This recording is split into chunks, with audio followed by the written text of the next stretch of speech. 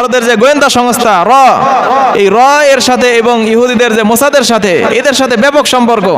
বর্তমান যোগাযোগ মাধ্যমে বিভিন্ন ছবি ভাইরাল হয়েছে যে এই এতাহাদের লোকেরা ইসরায়েলের সাথে কি চুক্তি করেছে, ভারতের এর সাথে তাদের কি চুক্তি হয়েছে, কিভাবে তাবলীগকে তারা ধ্বংস করার চেষ্টা করবে, এই ধরনের সব প্ল্যান পরিকল্পনা অনেক আগের থেকে চলছে।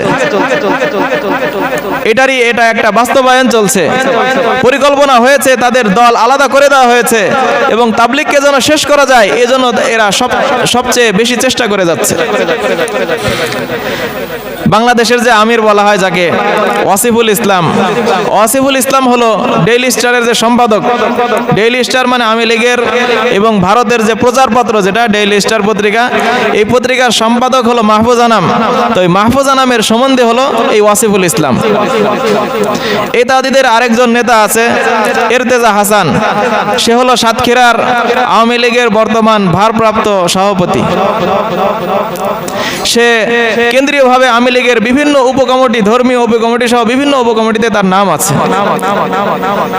ওয়াসিফুল ইসলামের ছেলে ওসামা, সে জাপান থেকে বিভিন্ন ট্রেনিং দিয়ে আসছে, কেরাতি ট্রেনিং সহ বিভিন্ন মারামারি ট্রেনিং দিয়ে আসছে। এবং তারা যে বিভিন্ন নেতাদের সাথে দেখা করছে ওই ছবিগুলো সামনে আসছে। ফজলেনুর তাপস আওয়ামী লীগের একজন বড় নেতা, তার সাথে তাদের ব্যাপক সম্পর্ক। বর্তমান বিভিন্ন উপদেষ্টাদের বাড়িতে সে গিয়েছে, তাদের বাড়িতে বিভিন্ন অনুষ্ঠানের শরীক হওয়ার যে ছবি, সেই ছবিগুলো সেখানে আছে।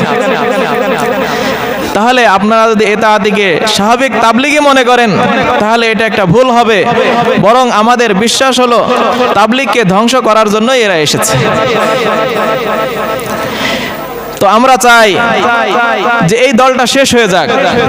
ইসলামের বিরুদ্ধে যেই দলের উৎপত্তি, সেই দলের সাথে আমাদের একসাথে হওয়া তো সম্ভব নয়।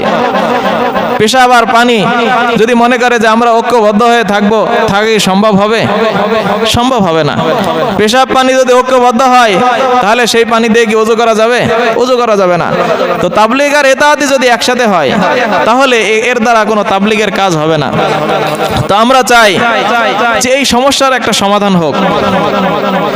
যে এই তাবলীগের ময়দানে ওলামায়ে কেরামের রক্ত ঝরেছে, সাধারণ তাবলীগের ওলাদের রক্ত ঝরেছে, সেই ময়দানে এতাআতিরা আর কখনো আসতে পারবে না।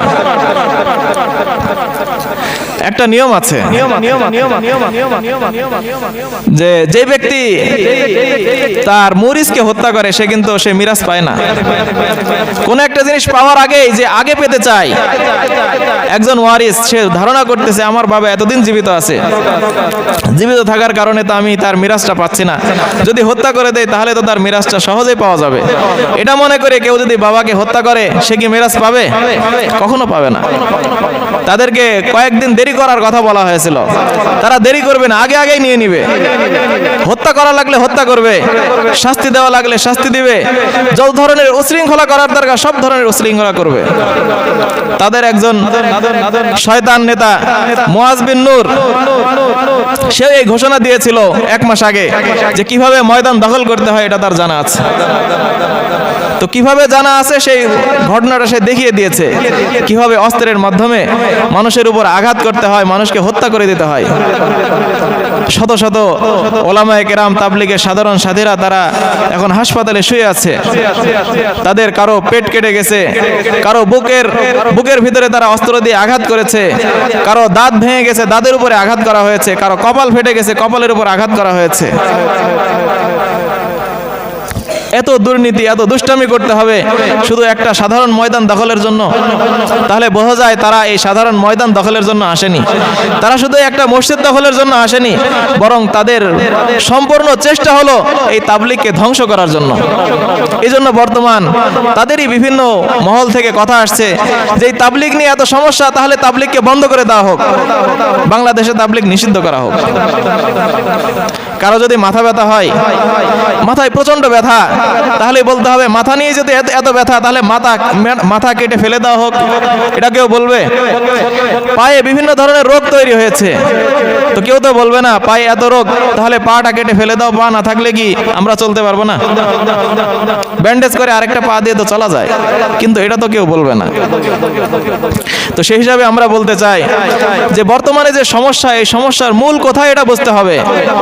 এটা যে ইউরোপ আমেরিকা থেকে, ভারত ইসরায়েল থেকে যেই ষড়যন্ত্র, এই ষড়যন্ত্রের তারা একটা অংশ, সে অংশ হিসাবে তারা দেশকে অস্থিতিশীল পরিবেশ তৈরি করার চেষ্টা করছে। তা আমরা তাদেরকে রুখে দিব, তাদের সকল ফিতনা থেকে, তাদের সকল খারাপ আকীদা থেকে আমরা নিজেদেরকে বিরত রাখবো। আমরাও যদি তাদের আকীদার মতো আকীদা পোষণ করি, তাহলে তো আমাদের আখিরাত ঠিক থাকবে না। তো আমাদের শেষ কথা এটাই যে আমরা যদি আমাদের আখিরাতকে সুন্দর করতে চাই, আমরা যদি আমাদের দুনিয়াকে সুন্দর করতে চাই, তাহলে সূরা তাওবার 112 নম্বর আয়াতে জান্নাতীদের যে গুণাবলী উল্লেখ করা হয়েছে, আমরা এই গুণাবলী অনুযায়ী আমল করব। আল্লাহ রাব্বুল আলামিন আমাদের সবাইকে তৌফিক দান করুন।